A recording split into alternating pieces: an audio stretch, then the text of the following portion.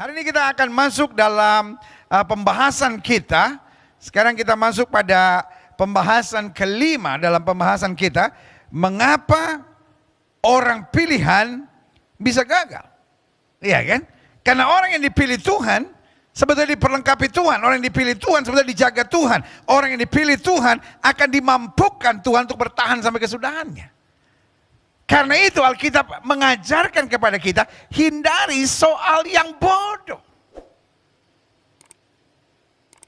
Ada pepatah yang bilang begini, banyak orang jatuh bukan karena batu besar. Orang waspada dengan batu besar. Tapi banyak orang jatuh karena kerikil-kerikil kecil. Banyak orang tidak jatuh karena musuh yang menakutkan. Tapi banyak orang jatuh dengan penjilat-penjilat yang berbahaya, saudara-saudara. Itu yang Alkitab katakan, hindari soal yang bodoh. Nah, ini yang kita mau belajar sama-sama. Buka Alkitab kita sama-sama. 2 Timotius 2 ayat 19 sampai 26. Demikian firman Tuhan. Tapi dasar yang diletakkan Allah itu firm. Jadi kalau Tuhan pilih dan panggil kita, the foundation is firm. Dasarnya itu teguh, dasarnya itu kuat. Dan materainya bukan hanya dasarnya teguh, bukan hanya foundationnya firm, tetapi juga ada materainya, ya kan? Dan materainya ialah Tuhan mengenal siapa kepunyaannya. Tuhan tahu kelemahan kita, Tuhan tahu keterbatasan kita, Tuhan tahu ketidakmampuan kita, dan Dia sediakan kuasanya, Dia sediakan Roh Kudusnya untuk memampukan kita melalui semuanya. Jelas sampai di sini? Dasarnya teguh dan materainya jelas. Tuhan mengenal kita. Makanya Yesus sebelum naik ke surga dia bilang apa? Aku tidak meninggalkan kamu seorang diri sebagai yatim piatu. Karena Tuhan mengenal kita. Aku akan memberi seorang penolong yang akan menyertai kamu selama-lamanya.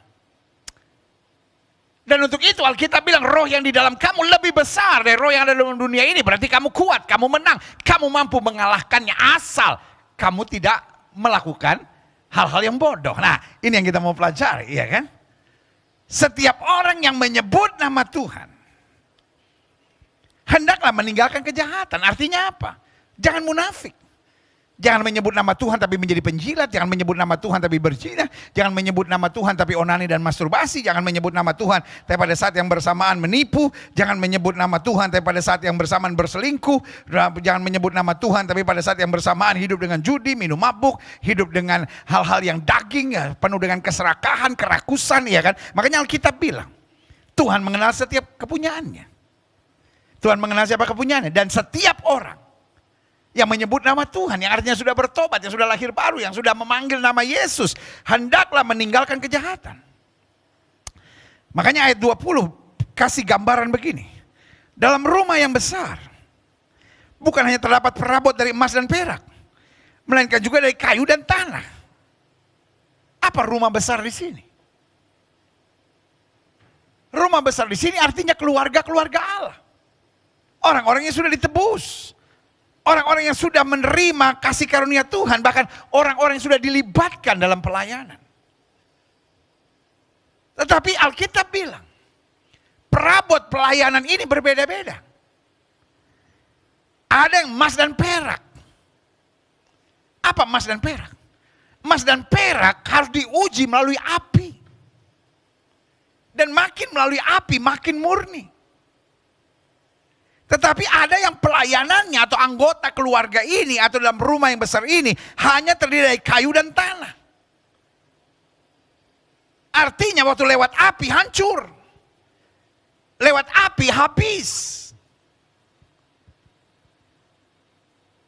Berarti orang benar. Orang yang sudah dipilih Tuhan. Orang yang sudah diselamatkan Tuhan. Kita harus melihat kualitas ini. Kita perabot yang mana? Apakah yang emas atau perak? Atau kayu dan tanah? Mungkin setiap saudara berkata, oh itu memang, iya memang kondisinya begitu ya akan dimuntahkan Tuhan. No, karena ayat ini bilang apa? Yang pertama dipakai untuk maksud yang mulia. Dan yang terakhir untuk maksud yang kurang mulia. Makanya ada seorang theologian menulis skripsi dan judulnya Yudas masuk surga. Saya bukan agen surga yang bisa dengan gampang berkata, oh ini masuk surga, ini masuk neraka. Tetapi alasan yang saya perhatikan, alasan penulis skripsi ini, Yudas masuk surga karena dia melakukan kehendak Allah. Artinya tanpa Yudas, Yesus gak akan bisa disalibkan. Come on. Jangan berpikir so stupid. Dan sampai hari ini masih ada di YouTube yang membahas Yudas masuk surga. Tapi ayat ini bilang ada yang dipakai untuk maksud yang mulia. Ada yang dipakai, tapi untuk apa? Maksud yang kurang mulia atau yang najis.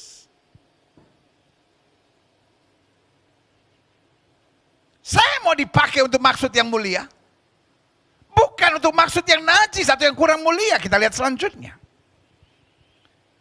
Saya mau saudara betul-betul ngerti firman Tuhan ini. Supaya saudara nggak ditipu dan nggak dibingungkan oleh orang yang mengaku diri mengerti doktrin. Tapi sebetulnya hanya memuaskan logikanya sendiri.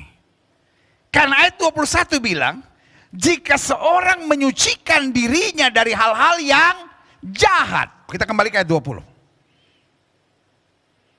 Ayat 20 bilang dalam rumah yang besar, bukan hanya terdapat perabot dari emas dan perak, melainkan juga dari kayu dan tanah. Jelas ya, ada emas dan perak. Jelas emas dan perak ini kita tahu diuji lewat api, dipakai untuk maksud yang mulia. Kayu dan tanah hancur diuji lewat api, ya kan? Karena itu dipakai untuk maksud yang najis. Dipakai untuk maksud yang kurang mulia. Jelas ya sampai di sini. Nah, sekarang kita lihat kenapa ada yang maksud mulia, ada yang tidak maksud yang tidak mulia. Ayat 21 menjelaskan very clear. Jika seorang menyucikan dirinya dari hal-hal yang jahat. Berarti kenapa perabotnya disebut dari kayu dan tanah? Karena jahat. Jadi jangan bilang, oh itu my part. Mungkin panggilan saya bukan emas dan perak, tapi panggilan saya adalah kayu dan tanah. Saudaraku yang kasih dalam Tuhan, artinya apa? Jahat. Alkitab bilang. Karena Yudas dari awalnya adalah pencuri. Betul dia dalam pelayanan, betul dia berbuat sesuatu. Tetapi karena tanah, karena kayu, maka dipakai untuk maksud yang tidak mulia. Betul dia dipakai. Tapi untuk maksud yang tidak mulia. Kenapa? Karena dia tidak mau menyucikan dirinya. Artinya meskipun kayu dan tanah, kalau dia menyucikan dari hal yang jahat, dia akan dipakai untuk maksud yang mulia. Dan ayat 21 ini sangat jelas. Jika seorang menyucikan dirinya dari hal-hal yang jahat, ia akan menjadi perabot rumah untuk maksud yang mulia. Jadi tanah dan kayu ini dipakai Tuhan. Tetapi dengan tetap melakukan yang jahat. Ngeri. Ada orang yang pelayanan-pelayanan tapi tetap berzina. Ada orang yang pelayanan-pelayanan tapi tetap penuh kebencian. Ada orang yang pelayanan-pelayanan tapi kerjaannya nyerang orang. Ada yang pelayanan-pelayanan tapi roh di dalamnya, roh perpecahan, roh adu domba, roh kesombongan, merasa diri angkuh yang paling hebat. Saudaraku yang kasih dalam Tuhan, ada roh Lucifer di dalam diri saudara. Saya mengasihi saudara. Saya bukan seorang hamba Tuhan yang berkhotbah untuk nyenang-nyenangin hati saudara. Tetapi saya seorang hamba Tuhan yang bicara sederhana, tetapi akan bicara jujur dengan saudara. Kenapa? Saya mau hidup sudah diubahkan Tuhan. Apalagi hari ini kita akan menerima tubuh dan darah Kristus. Ayat ini bilang, jika seorang menyucikan dirinya dari hal-hal yang jahat, ia akan menjadi perabot rumah untuk maksud yang mulia. Ia dikuduskan, bukan jadi hebat, tapi dipandang layak, untuk dipakai tuannya dan disediakan untuk setiap pekerjaan yang mulia. Siapa? Yang kayu dan tanah tadi tapi menyucikan diri dari yang jahat. Nah, apa yang dimaksud jahat? Ayat 22 jelas. Sebab itu jauhilah nafsu orang muda. Nah, ini yang dimaksud menyucikan diri dari hal-hal yang jahat. Kejarlah keadilan. Kejarlah kesetiaan. Kejarlah kasih. Kejarlah damai bersama-sama dengan mereka yang berseru kepada Tuhan dengan hati yang murni. Jadi ada yang menyebut nama Tuhan atau berseru kepada Tuhan tapi dengan hati yang busuk. Dengan hati yang curang, dengan hati yang munafik. Tapi Tuhan mau kita menyucikan diri. Supaya kita dipakai untuk pekerjaan yang mulia. Ayat 23. Hindarilah soal yang dicari-cari. Nah ini. Kenapa kita akhirnya dipakai untuk maksud yang tidak mulia? Kenapa kita diibaratkan hanya seperti kayu dan tanah? Karena kita suka mencari soal yang dicari-cari. Kita cari kekurangan orang, kita cari kesalahan orang. Supaya kita kelihatan hebat. Kita serang orang, kita adu domba satu sama lainnya. Kita ngejelekin orang. Ini yang Alkitab bilang, hindari soal yang dicari-cari. Yang bodoh dan tidak layak. Jadi ada 3 di sini. Soal yang dicari-cari. Yang bodoh dalam bahasa Inggris disebut stupid things. Memang bahasa Inggris nggak semuanya bisa diterjemahkan langsung. Stupid things itu hal-hal yang sia-sia gitu. Ya kan bahasa Inggris terjemahannya nggak bisa langsung. Misalnya, ya kan, deadline itu bukan garis mati kan, Bluetooth. Bukan garis biru kan? Iya kan? Jelas kan sampai di sini. Stupid things. Dalam Alkitab diterjemahkan langsung jadi kesannya. Hal-hal yang bodoh. Tapi stupid things kadang-kala hal-hal yang dicari-cari gitu, hal-hal yang dibesar-besarkan gitu ya kan? Dan yang tidak layak. Jadi hal yang dicari-cari yang bodoh dan tidak layak. Engkau tahu bahwa soal-soal itu ujung-ujungnya hasilnya menimbulkan pertengkaran.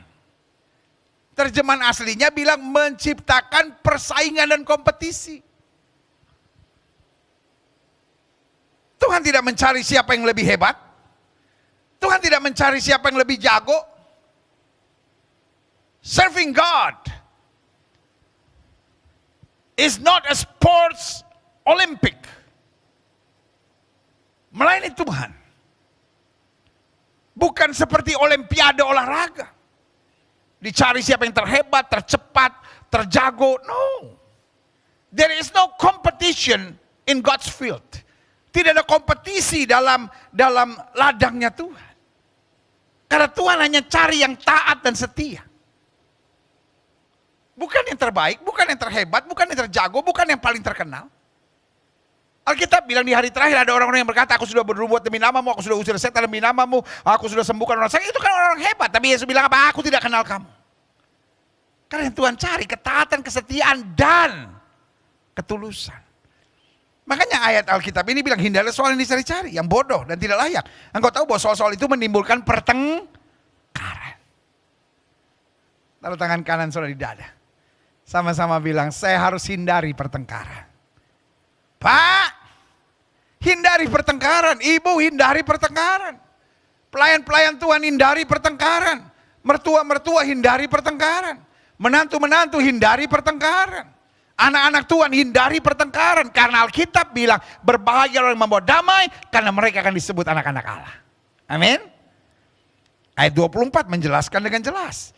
Sedangkan seorang hamba Tuhan tidak boleh bertengkar. Harus ramah terhadap semua orang. Ia harus cakap mengajar. Jadi meskipun ramah tetap harus mengajar, tetap harus menegur, tetap harus menasihati. Tetapi ayat ini selanjutnya bilang apa? Dengan apa? Sabar. Ramah, cakap mengajar, sabar. Selanjutnya klik. Dan dengan lemah lembut, bukan menghakimi, bukan menjatuhkan. Kalaupun harus menegur, tetap lemah lembut. Dapat menuntun orang yang suka melawan. Nah, orang yang suka melawan gak usah dikutuk-kutukin. Tuntun, arahkan dengan lemah lembut. Sebab mungkin Tuhan memberikan kesempatan kepada mereka untuk bertobat.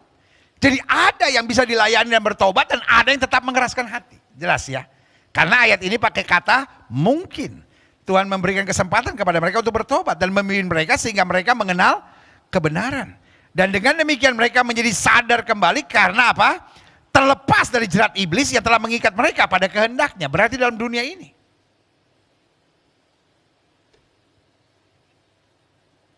Sesuai dengan firman Tuhan ini jelas. Ada orang-orang yang terikat dengan jerat iblis. Dan orang yang terikat dengan jerat iblis ciri-cirinya selalu memancing keributan. Orang-orang yang terikat dengan jerat iblis ciri-cirinya selalu mau menonjolkan diri, merasa yang paling baik, dan semua tidak betul. Orang yang terikat jerat iblis, ciri-cirinya tidak peduli dengan firman Tuhan. Dia hanya mencari kesenangan daging. Ciri-ciri orang yang terjerat iblis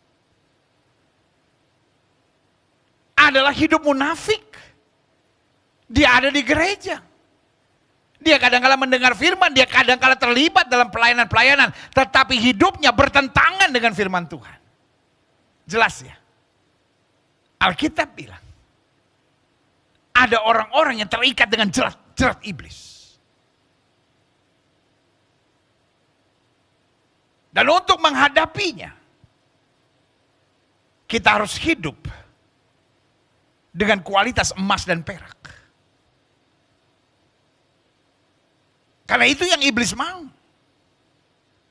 Menempatkan orang-orang yang terikat jerat iblis di sekitar kita. Supaya akhirnya kita stres. Supaya akhirnya kita tertekan. Supaya akhirnya kita emosi. Supaya akhirnya kita terpancing. Dan akhirnya meledak amarah kita. Tapi dalam nama Yesus saya mau ingatkan. Tuhan sedang mempersiapkan engkau. Untuk maksud yang mulia. Taruh tangan kanan saudara, sama-sama bilang, saya imani. Kan udah janji kita mau sama-sama interaktif dalam ibadah-ibadah Gereja Bethel Indonesia Global Fellowship Center ya. Taruh tangan kanan saudara di dada, sama-sama bilang sama saya. Saya imani. Saya akan dipakai Tuhan. Untuk maksud yang mulia. Ayo sekali lagi sama-sama bilang sama saya imani. Saya akan dipakai Tuhan. Untuk maksud yang mulia. Berikan tepuk tangan yang meriah buat Tuhan. Haleluya, haleluya, haleluya. Klik. Aha. Saya catat di sini jelas panggilan dan pilihan Tuhan dalam hidup seseorang. Bukan hanya sesuatu yang membanggakan, namun sesuatu yang juga harus kita rawat. Yang kemudian perlu dipoles terus-menerus. Orang-orang yang suka otomotif misalnya. Waduh. Motor dipoles terus. Kasih otosol, gosok sana supaya sling. Sampai istrinya bilang, ya ampun motor dielus-elus setiap hari, gua gak pernah dipeluk. Masa ibu cemburu sama motor? Tapi Pak, masa elus-elus motor bisa 2 jam? Manggil istri, gendut sini. Darah Yesus, dosa lu. Anak-anak Tuhan Yesus. Dia romantis sama istrinya dan romantis sama suaminya. Amin. Jangan bilang sama saya, oh saya gak biasa. Menikah bukan melakukan yang biasa. Tapi menikah melakukan yang terbaik dan terindah, teristimewa buat orang yang kita cintai. Jelas? Dipoles. Ibu-ibu yang senang lihat rumahnya rapi, dipoles. Ya. Orang-orang yang suka anjing, anjingnya dimandiin. Wah. Jadi sesuatu yang kita sayang, sesuatu yang kita banggakan. Kita mau dia bersinar. Ibu-ibu yang bangga sama dia punya berlian, gigi dia bisa nggak dia gosok? Ini dia digosok sehari 3 kali. Supaya kalau kena lampu, plik, plik, plik, plik, plik, plik, plik, plik, orang sampai terkedip-kedip tuh mata. Iya kan? Itu yang saya bilang. Pilihan dan panggilan dalam hidup kita. Begitu membanggakan. Sehingga kita bukan hanya bersyukur, tapi kita poles terus. Supaya makin hari, makin nampak kemuliaan Tuhan di dalam panggilan kita. Yang setuju katakan amin. Klik. Salah satu strategi iblis untuk mengacaukan panggilan dalam hidup seseorang, yaitu dengan melemparkan jerat. Makanya Alkitab bilang kan, mereka terikat dengan jerat iblis. Tuhan memanggil mereka, Tuhan memilih mereka, Tuhan merancangkan yang jahat, tapi iblis menjerat. Makanya bahasa saya, salah satu strategi iblis untuk mengacaukan panggilan dalam hidup seseorang itu dengan melemparkan jerat. Yang pertama, saya pelajari jerat hawa nafsu. Sehingga yang dia pikirkan bukan kehendak Allah, yang dia perjuangkan bukan apa will of God, kemauan Allah dalam hidupnya, tapi yang dia perjuangkan selalu kesenangan daging. Makanya Alkitab bilang hiduplah oleh roh, maka kamu tidak akan menuruti keinginan daging. Ada yang dagingnya memaksa dia untuk selalu marah, bentak maki orang. Ada yang dagingnya menyeret dia untuk rokok, minum mabuk, hal duniawi. Ada yang jerat hawa nafsu menyeret dia untuk sombong, untuk kepala batu, untuk egois. Itulah jerat-jerat hawa nafsu selanjutnya.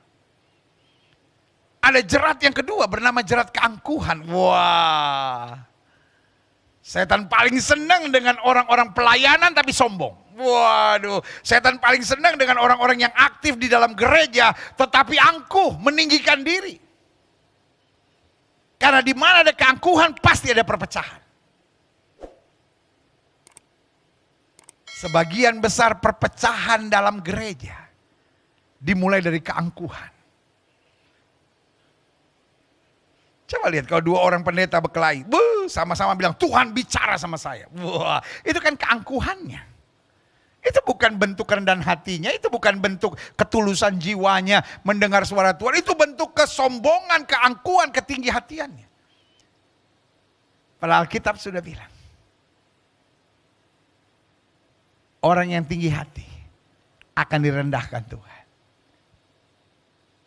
Kalau kita tidak mau masuk dalam jerat iblis, pastikan kita jadi orang-orang yang merendahkan diri.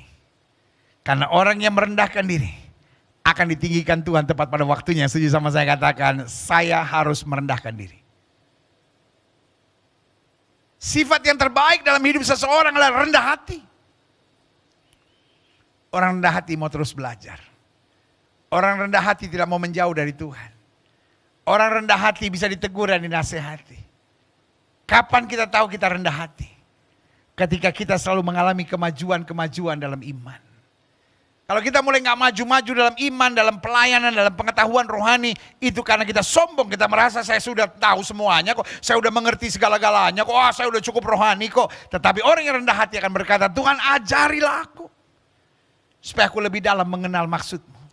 Supaya aku melayani Tuhan lebih sungguh-sungguh lagi. Supaya aku dapat memberi yang lebih baik buat orang yang Tuhan percayakan untuk aku layani. Yang setuju sama saya katakan rendah hati. Amin. Orang rendah hati gak ada musuhnya.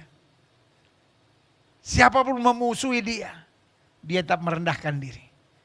Dan berjuang untuk tetap melayani dan menjadi berkat. Amin. Yang ketiga, bagaimana iblis melemparkan jerat? Yang pertama jerat hawa nafsu, yang kedua jerat keangkuhan, yang ketiga jerat keputusasaan. Iblis gak peduli sudah pelayanan, iblis gak peduli sudah berbahasa roh. Iblis gak peduli saudara hebat dalam banyak hal. Kalau dia gak bisa dorong saudara untuk menjadi sombong, akhirnya dia buat saudara putus asa. Ya, saya sebagai istri udah berjuang pendeta, tapi suami saya gak bisa berubah. Saya sebagai suami udah berusaha apa saja pendeta, tapi istri saya gak bisa berubah. Loh, kenapa gak bisa? Alkitab bilang hati raja seperti batang air di tangan Tuhan, dapat Tuhan aliri kemana saya Tuhan mau. Tapi yang Tuhan mau dalam hidup kita adalah kita beriman. Karena sesuai dengan iman kita akan jadi pada kita. Tapi yang iblis mau dalam kehidupan kita adalah keputusasaan. Karena orang yang putus asa adalah orang yang tidak percaya akan janji Tuhan. Orang putus asa adalah orang yang nekat. Orang yang berputus asa adalah orang yang merasa dirinya yang paling benar. Apapun yang dinasihatin orang salah, percuma, saya udah buat ini, bangga sama dirinya sendiri. Makanya lihat, orang sombong dan orang putus asa, itu biasanya berjalan bersama-sama. Selanjutnya, ya lihat ya jerat-jerat yang iblis taruh. Jerat hawa nafsu, jerat keangkuhan, jerat keputusasaan, dan akhirnya jerat mencari jalan pintas. Kalau udah dipenuhi hawa nafsu, ujung-ujungnya sombong, angkuh. Ujung-ujungnya mudah putus asa, dan akhirnya mencari jalan pintas. Selalu saya bilang, tidak ada jalan yang mudah dalam mengiring Kristus. Mengiring Kristus jalannya berbatu. Jalannya keras. Jalannya penuh dengan tantangan. Tapi Tuhan janji, satu utas rambutmu pun tidak akan jatuh ke tanah tanpa seizin Tuhan. Dia jaga kita seperti biji matanya. Yang setuju katakan amin. Ibu, jangan ambil jalan pintas. Adik-adik muda jangan ambil jalan pintas. Kenapa orang bercerai? Karena ambil jalan pintas. Kenapa orang menggugurkan kandungan? Karena ambil jalan pintas. Kenapa orang tinggalkan pelayanan? Nggak kuat, saya ambil jalan pintas. Itu saya bilang jalan-jalan bodoh. Itu kalau kita bilang soal-soal yang bodoh. Padahal kalau kita mau berjuang, kalau kita mau beriman, kalau kita mau menanti-nantikan Tuhan, Alkitab bilang, orang yang berharap kepada Tuhan tidak akan pernah dipermalukan. Yang setuju katakan, yeah! Amin? Right. Selanjutnya, saya pelajari. Kunci utama agar kita tidak terperangkap jerat iblis. Saya catat di sini ada beberapa hal. Yang pertama, hindarilah soal yang dicari-cari. Jelas ya. Ayat yang ke-23 ini merupakan kunci utama bagaimana kita tidak masuk dalam jerat iblis.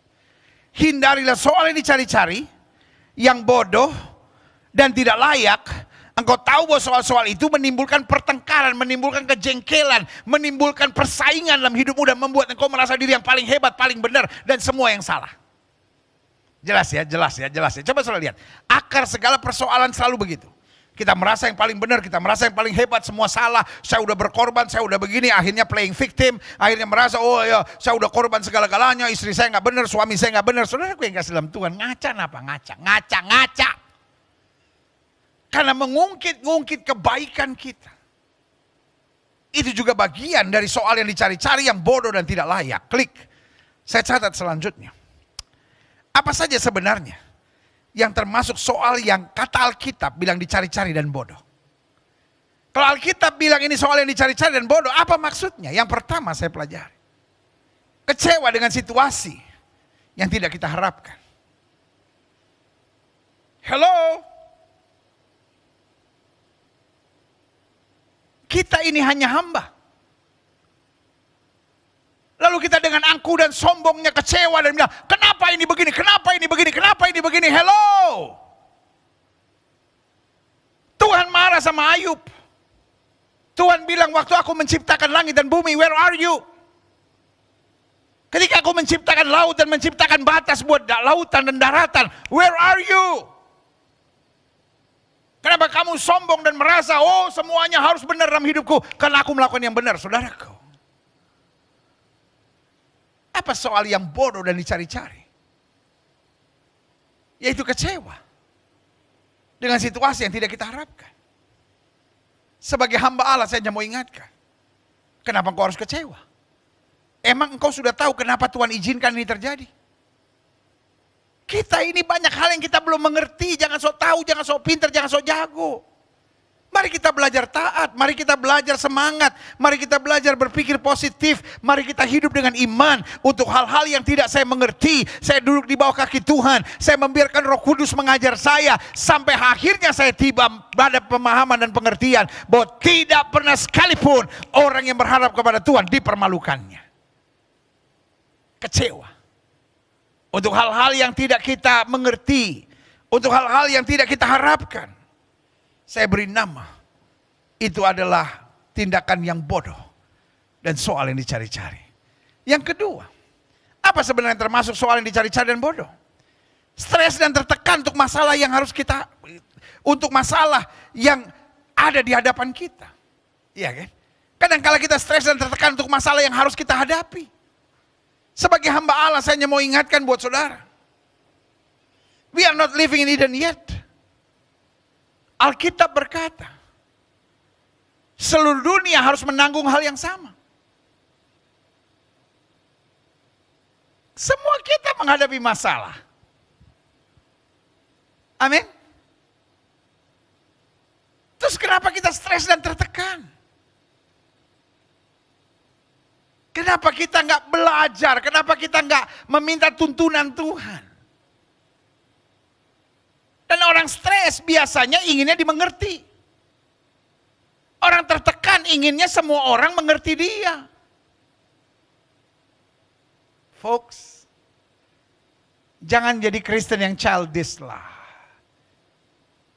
Selalu marah sama semua orang dan bilang saya stres. Orang stres itu harus bertobat. Orang stres itu harus datang pada Yesus. Karena orang stres yang ingin dimengerti semua orang itu artinya engkau sudah sakit jiwa, saudara. Karena engkau sakit jiwa, semua orang harus mengiyakan. Udahlah, ada orang gila mau diapain? Iya kan sama seperti orang gila. Teriak-teriak dan bilang, gila, gila, gila. Kita lihat gitu apa? Ya udahlah, namanya orang gila. Haruskah semua orang mengerti saudara? Atau haruskah engkau berubah? Saudaraku, saya mencintai saudara. Dan saya ngomong dengan hati yang penuh cinta pada saudara di hari di mana kita akan menerima tubuh dan darah Kristus. Jangan bodoh. Jangan buat soal yang dicari-cari. Sebentar-bentar stres, sebentar-bentar tertekan, sebentar-bentar stres, sebentar-bentar tertekan. Kayak orang gak punya Tuhan, saudara ini. Saudaraku yang kasih dalam Tuhan, kita kan masih punya Tuhan. Aku punya Tuhan yang besar, yang telah berjanji dan sanggup menggenapi firman-Mu, sepakat percaya kuasa-Nya. Ku terima sekarang kemenangan dari-Mu. Amin. Kita punya Tuhan yang besar, hello. Apa-apa stres, apa-apa tertekan, apa-apa stres, apa-apa tertekan. Kayak orang gak punya Tuhan. Ya tapi kan pendeta namanya kan kita masih hidup di tanah. Betul. Tapi di dalam diri saudara roh Allah yang hidup. Fight. Lawan stres saudara itu. Berdiri tegak dan bilang saya masih punya Tuhan. Setan kau tidak punya kuasa. Iblis ada di bawah telapak kaki orang percaya yang setuju katakan yeah, saya siap. Amin. Yang ketiga, apa saja sebenarnya yang termasuk soal yang dicari-cari dan bodoh? Emosi untuk keadaan yang menyakitkan dan melukai. Come on. Life is not perfect, I know. Tapi kalau apa-apa emosi, apa-apa meledak-ledak, apa-apa nggak bisa kontrol emosi. Itu yang saya bilang, kekanak-kanakan banget hidup saudara ini. Hal-hal yang menyakitkan, hal-hal yang melukai, kadangkala itu penting untuk mengajar kita lebih rendah hati, untuk mengajar kita sadar, kalau saya nggak mau dilukai, saya juga tidak boleh melukai. Ada banyak orang kan nggak suka dibentak, tapi senangnya bentak orang. Ada orang nggak suka dikasari, tapi senangnya kasarin orang. Ada orang nggak senang ditekan, tapi senangnya menekan orang. Itu berarti roh keegoisan ada dalam diri saudara. Kadangkala Tuhan izinkan hal-hal yang melukai dan menyakitkan dalam hidup kita. Untuk kita belajar. Ternyata dilukai orang gak enak ya.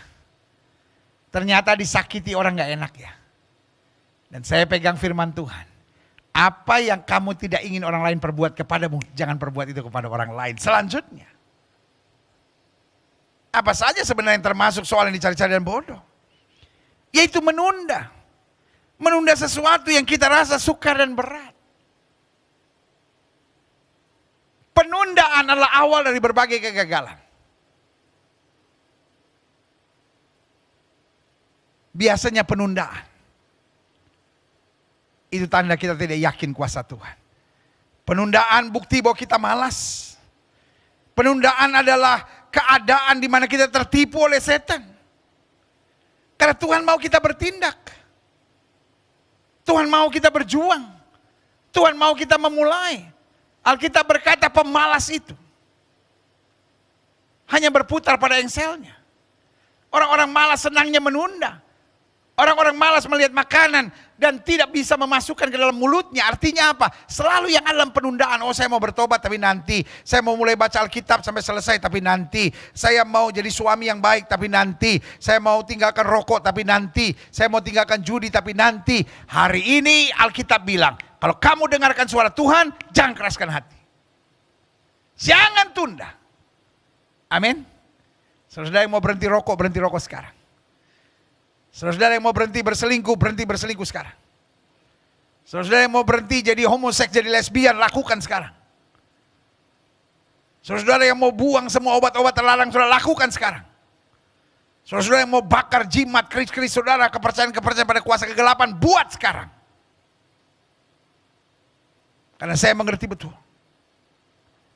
Penundaan adalah cara iblis. Untuk kita tidak melakukan apa yang sebenarnya Tuhan mau dalam hidup kita. Jadi jelas, saya jumpai minimal ada 4 hal yang saya sebut soal yang dicari-cari dan bodoh. Yang pertama, kecewa dengan situasi yang tidak kita harapkan. Karena seringkali situasi yang kita tidak harapkan adalah tuntunan Tuhan untuk kita melihat kemuliaan Tuhan dinyatakan. Yang kedua, stres dan tertekan untuk masalah yang harus dihadapi dalam hidup kita. Kenapa perlu stres? Kita tidak sendiri kok.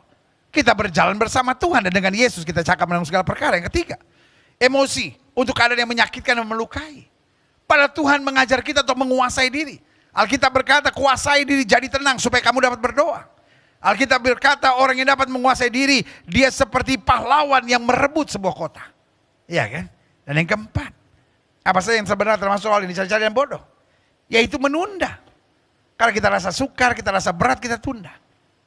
Penundaan hanya penumpukan. Orang yang menunda-nunda ujung-ujungnya pasti akan tertekan sendiri. Adik-adik muda jangan suka menunda. Ibu-ibu jangan suka menunda. Pelayan-pelayan Tuhan jangan suka menunda. Bapak-bapak jangan suka menunda. Pengusaha-pengusaha jangan suka menunda. Banyak orang gak pernah berhasil dalam hidupnya karena apa? Apa saja dia tunda dalam hidupnya. Bangun pagi juga gitu. Bangun antar siangan dikit kesiangan. Tetapi orang yang responsif adalah orang yang selalu melihat kemuliaan Tuhan. Itu juga katakan amin. Selanjutnya saya pelajari, klik. Aha. Orang pilihan Tuhan, mari menghindari pertengkaran. Bukan sibuk dengan soal-soal yang bodoh dan tidak penting kata Alkitab. Iya kan? Dicari-cari. Orang pilihan Tuhan harus membawa damai. Bagaimana kita bisa menghindari pertengkaran, melepaskan diri dari soal-soal yang bodoh dan sia-sia. Yang pertama, dengan belajar menguasai diri. Hari ini waktu kita terima perjamuan suci. Perjamuan suci adalah pelajaran. Ada banyak orang berkata, oh kalau saya terima perjamuan suci, saya mendapatkan mujizat. Amin, saya percaya. Tetapi kalau hidup kita nggak mau berubah, hidup kita tetap liar, hidup kita tetap tidak mau menguasai diri, maka yang terjadi adalah hidup kita hancur.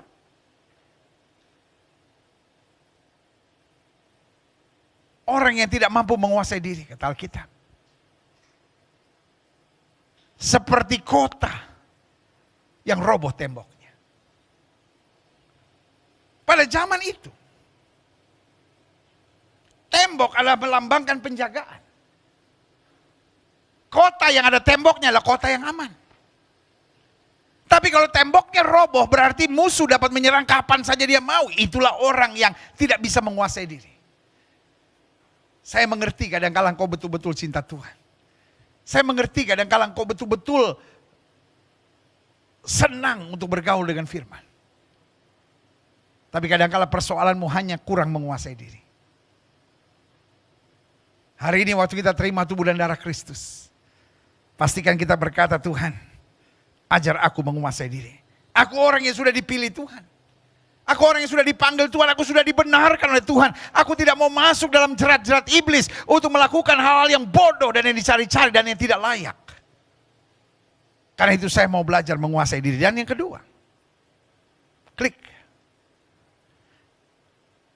Saya harus menyadari kuasa Tuhan dahsyat dan luar biasa. Karena kuasa Tuhan dahsyat dan luar biasa, ngapain saya berdebat? Ngapain saya memaksakan kehendak? Ngapain saya menyakiti hati orang? Ngapain saya balas yang jahat dengan yang jahat? Kalau saya tahu kuasa Tuhan dahsyat dan luar biasa, manusia boleh mereka-rekakan yang jahat, saya tetap memberkati, saya tetap mengucapkan damai, saya tetap mengampuni.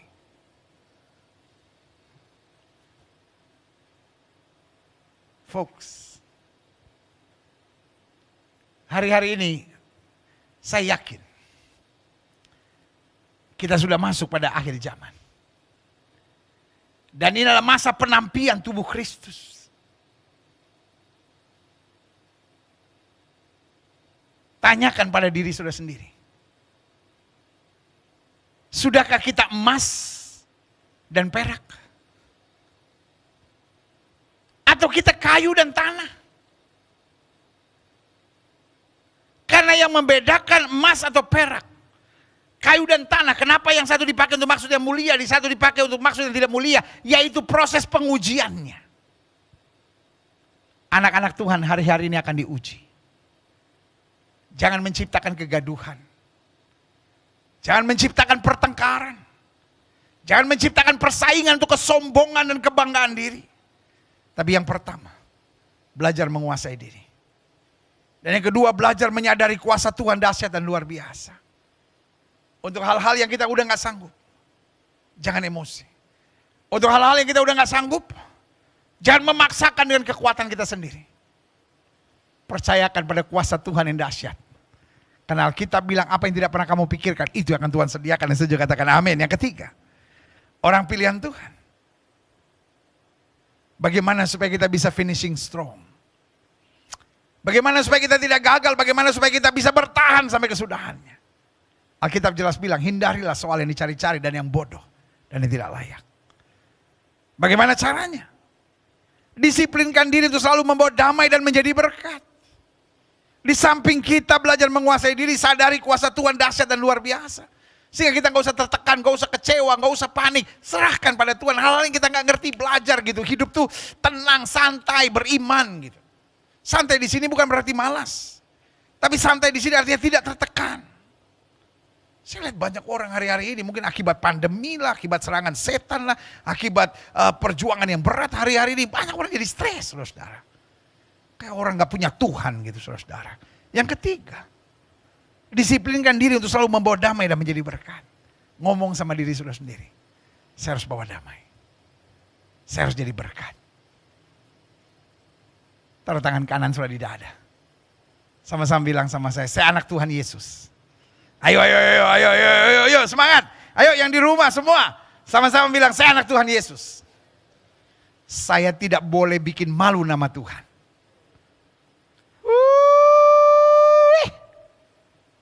Kalau kelakuan kita kayak orang dunia. Kita gak membawa damai, kita cuma menciptakan pertengkaran.